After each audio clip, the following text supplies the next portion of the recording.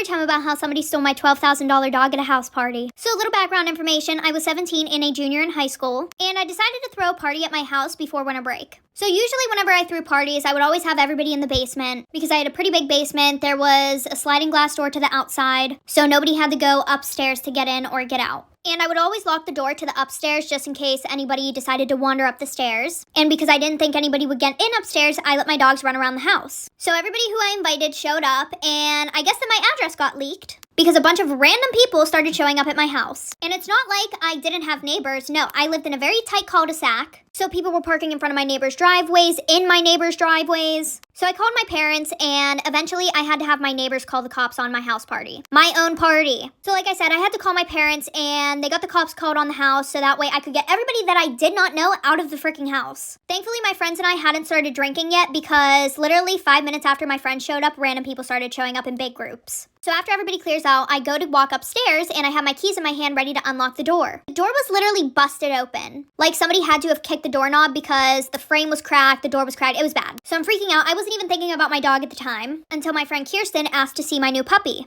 because Kirsten had just got home from college and she had only ever seen the dog over FaceTime. So we're searching all over the house and we cannot find my fucking dog. Well, when my parents got home that night, they pretty much grounded me for life. But then I want to say a month later, my friend Jake, who was there that night, called me freaking the fuck out. So like I said, we couldn't find Mimi. My parents pretty much grounded me for life. I get a call from my friend Jake, who was there that night of the night of the party. And he's like flipping out. He's like, I think I know who took Mimi, aka my dog. So I'm like freaking out. I go into the kitchen, I put him on speakerphone so that way my parents can hear. And he was like, well, my girlfriend Avery has this one girl who was at the party that night on Snapchat. And I was like, okay, and what the fuck about it? And he was like, well, the one night we were laying in bed together and she was going through people's Snapchat stories and then she got onto this girl's private story. And I told her, that's my friend's dog, the one that got stolen. So then we looked her up on Instagram, we went on her Visco, and she has a crap ton of pictures of your dog on her Visco. So somehow his girlfriend Avery finds this girl's address. My parents were like, oh, we want to call the police. Somehow I talked them out of doing that. Long story short, I went to her house, I got my dog back after telling her parents about it, but when I was leaving, I ran over her.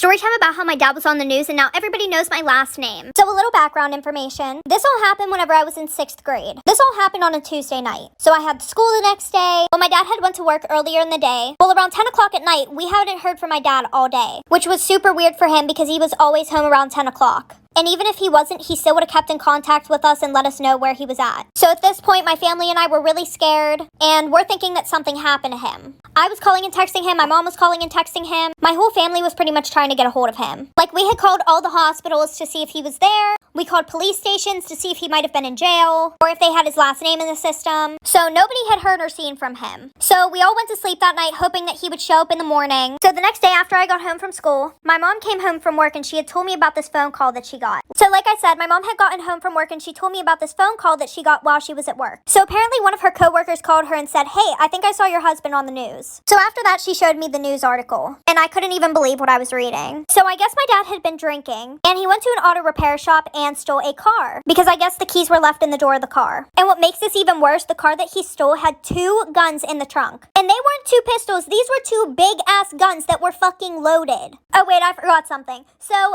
before this, he had been at the strip club. And somehow he ended up in pink lingerie. Guys, I cannot make this shit up. So he was driving around and he decided to park right in the middle of an intersection. And it was literally causing a whole fucking scene. There were people with their kids worried as hell. So after that, a few people called the cops. So like I said, my dad parked in the middle of an intersection and people were calling the cops. So when the police arrived, my dad was half passed out in the car. This happened in like the middle of broad day. Like there's traffic everywhere. So when they finally get up to the car, my dad is literally slumped in the driver's seat. There was a bottle of whiskey in the door and it was completely empty. When they went to arrest him, he started resisting. He was screaming a bunch of profanities at them and started kicking them, threatening them with guns, which made the situation worse because my dad had no clue that there were any guns in the back of the car. So that just made the police think that they were his. So they take my dad to jail and he has like 7 charges against him. But we were happy because we knew where he was. Well, the worst part is, so the next day when I went to school, people were coming up to me asking if that was my dad on the news. Some people were even making fun of me because of what he did. And that's really fucking embarrassing for a 12-year-old. But it's okay, Dad, I still love you.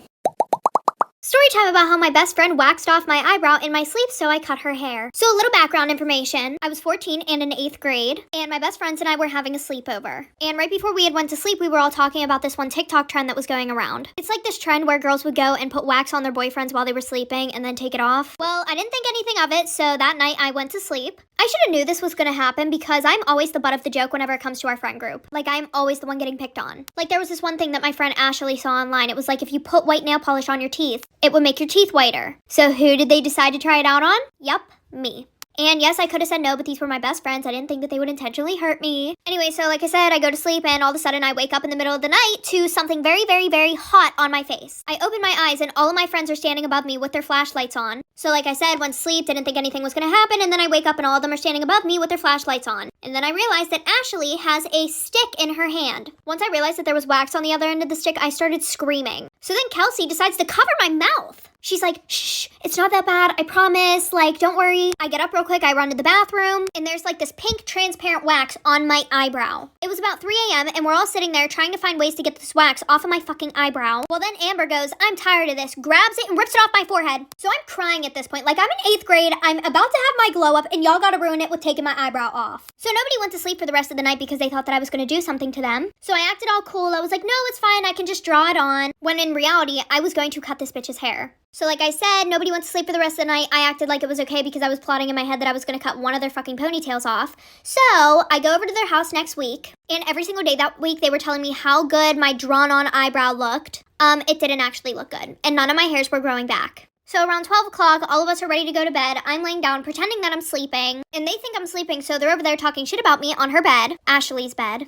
I wasn't sure which one's eyebrow I should rip off because the one ripped off my eyebrow, but then the other one put the wax on my eyebrow. They were like, she's sleeping. I don't think she's gonna do anything. She doesn't even have the balls to do anything. So around 4 in the morning, everybody is dead asleep. I get up, and Ashley had her hair in a ponytail. So that was easy enough. I grabbed a pair of scissors out of my book bag, and I cut her hair off.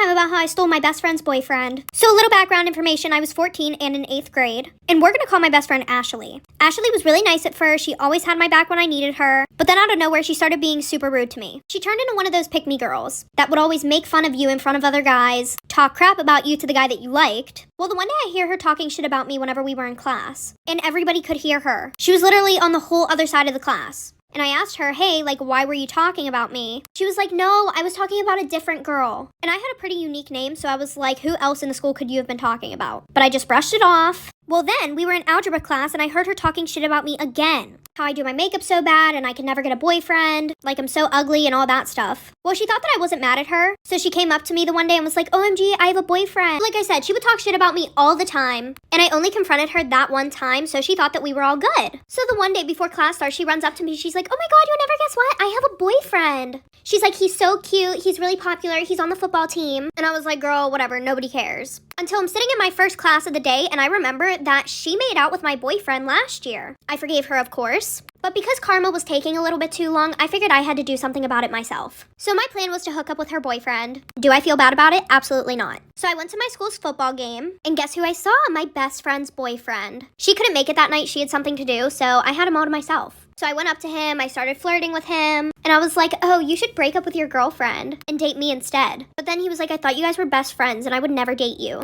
So like I said, I went to the football game. She wasn't there because she had something else to do. I went up to him, I started flirting. I told him that he should break up with her and date me instead. And I also said that she was a bitch and a whole bunch of other stuff. And he was like, why would you say that about your best friend? And he was like, I would never date you. And I had a feeling this would happen. So I had photoshopped a picture of her and this guy that she sits next to in her lab class. And I showed it to him and I was like, see, she's cheating on you. So he was pissed off, he gave me his number. And the next day he came over to my house. We cuddled, watched movies, we kissed. After 3 months, Ashley found out. We hadn't talked to each other since then, but now I am 16 in 10th grade and still with her ex-boyfriend. Funny thing though, the picture that I photoshopped with her and that guy, she's literally dating him now. So you're welcome, I guess. But anyway, she still goes around talking shit on me. I mean, who can blame her? I did steal